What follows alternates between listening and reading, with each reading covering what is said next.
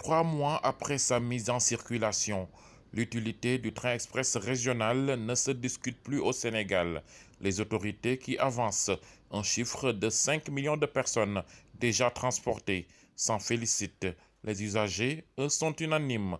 Le TER a réduit les embouteillages et facilité leur déplacement au quotidien. Le TER, le train express régional, bon, c'est une belle infrastructure pour notre pays.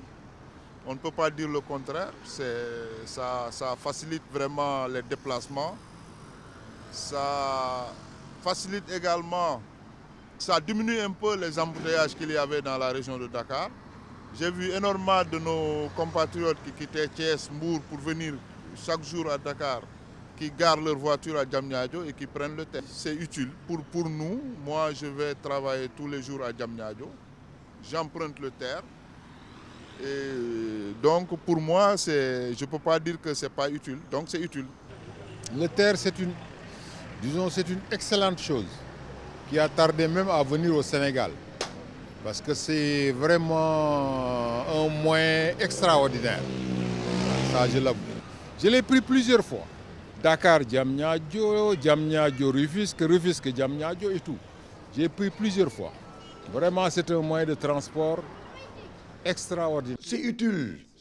C'est utile quand même. C'est important parce qu'un pays a besoin de modernisation. Il faut moderniser dans un pays. Il faut aller vers les nouvelles technologies. Ça, c'est tout à fait normal.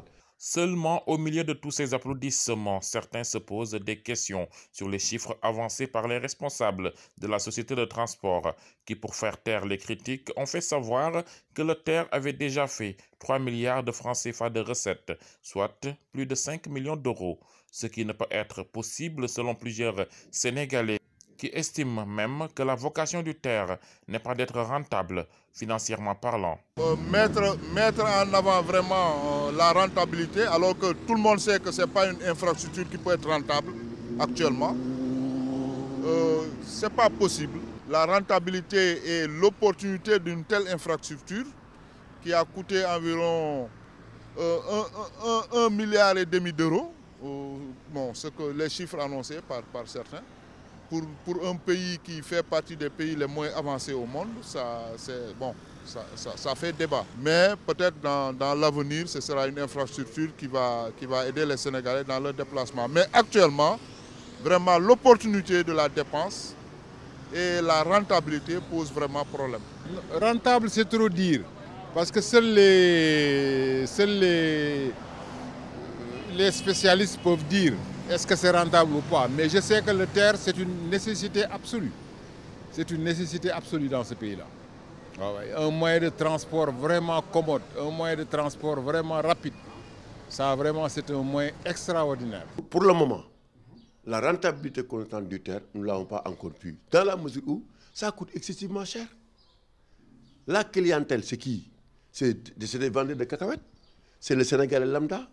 Ou c'est des cadres, ou c'est quoi que ce soit.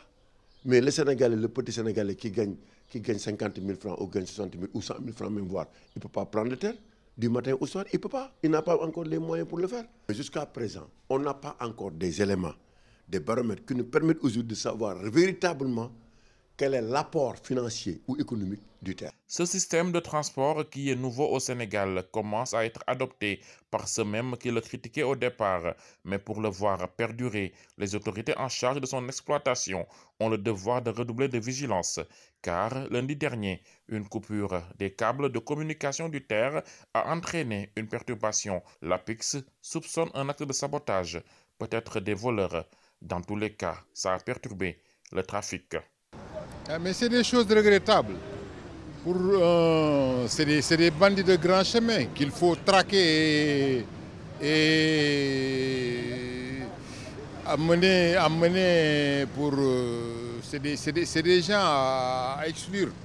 C'est des gens qui vraiment... Parce que là, c'est le souhait. Ça pouvait causer un accident extraordinaire. Les gens ne savent même pas ce qu'ils font. Pour un intérêt personnel, tu pénalises toute une population. C'est pas joli. C'est pas joli. C'est des actes de vandalisme. Le sabotage d'abord, le premier saboteur, c'est le directeur de l'APEX, lui. Non seulement vous avez vu ce qui se passe avec l'assainissement, on est confronté jusqu'à présent à un problème d'assainissement. Mais quand on parle de mesures sécuritaires, mais ça doit commencer par eux-mêmes. Si aujourd'hui il y a des gens qui sabotent ou des gens qui viennent pour couper des câbles, ça c'est la faute, la première faute revient aux autorités de la police qui devaient prendre toutes les dispositions sécuritaires pour que personne ne puisse au moins entrer à l'intérieur. Tout le monde condamne. Il faut punir sévèrement ceux qui ont commis cette faute. On a évité de justesse le deuxième bateau de Joola. Il faut l'implantation de vidéos de surveillance et une campagne de sensibilisation envers les usagers, envers les populations. Parce que c'est important. Et revoir maintenant le prix. Le TER relie depuis décembre en une trentaine de minutes les 36 km qui séparent le centre de Dakar de Diamniadio, un trajet connu des automobilistes pour ses embouteillages monstres dans une région de près de 4 millions d'habitants. Des travaux ont débuté en mars pour prolonger de 19 km la ligne inaugurée en décembre, soit sur le tronçon entre Diamniadio et Diass, où se trouve l'aéroport international de Dakar-Blaise Diagne.